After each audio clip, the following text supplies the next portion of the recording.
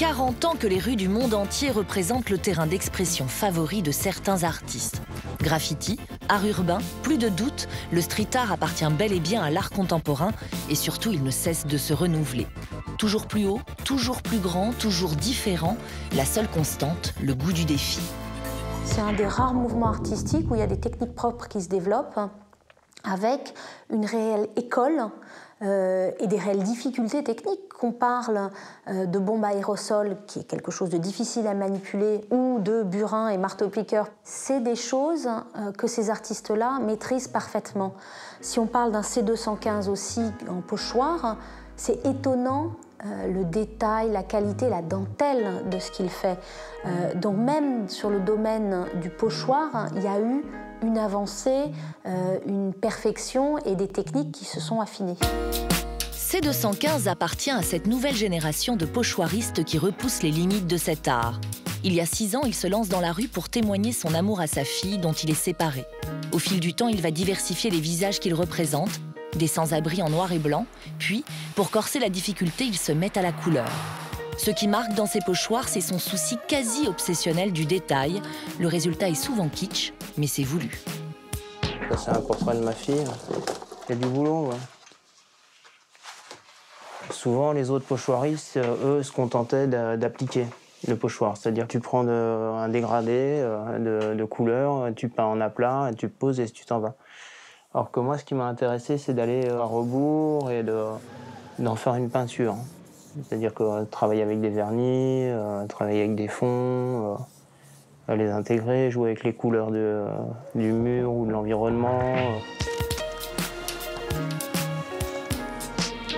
Je fais du pochoir qui est un art de la répétition, alors que j'ai horreur de la répétition. La plupart de mes pochoirs, je les peins 1 fois ou 2 fois, et jamais dans le même esprit, jamais dans la même couleur. J'ai l'impression d'être un disque jockey. Hein. Je fais des images pour faire danser les yeux des gens, quoi. Contrairement à C215, qui est un pur autodidacte, de plus en plus de jeunes street artistes ont une formation artistique solide. C'est le cas d'Alexandre Farto, alias Vils. Ce jeune Portugais de 25 ans a étudié à l'Université des Arts de Londres, puis à la St. Martin's School. Il s'attaque désormais au mur de la planète à l'aide d'explosifs, de marteaux-piqueurs et de burins. Vils fait partie de ces artistes qui, justement, ont eu la chance d'expérimenter, d'apprendre des techniques classiques, comme la gravure, la sérigraphie, et a eu en plus l'intelligence de dire comment je renouvelle ces techniques anciennes, mais comme un Space Invader l'a fait avec la mosaïque finalement.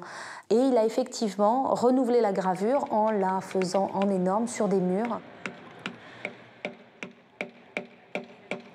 Il dit qu'il gratte la surface des choses, il gratte la surface des murs pour aller à l'essentiel, comme si les murs avaient une âme, une mémoire, et nous parlaient de ce qu'ils ont vu, expérimenté. Donc ce sont des œuvres assez pérennes, puisqu'elles sont gravées dans les murs de la ville, et qui viennent ajouter une nouvelle couche de sens à tout ce qui nous entoure.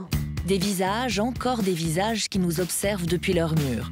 Le duo italien Stenlex n'échappe pas à cette tendance, et sa technique est elle aussi inédite. Un travail de titan mêlant photographie, impression, pochoir et peinture. Étape 0, ils repeignent le mur, très important.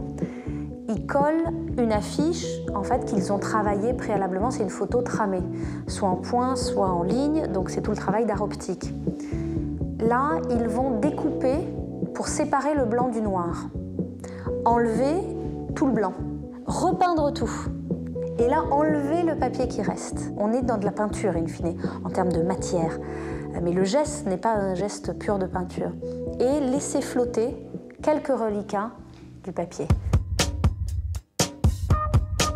On est dans quelque chose qui se situe au carrefour de la photographie, de l'art optique, de l'art urbain et de la performance.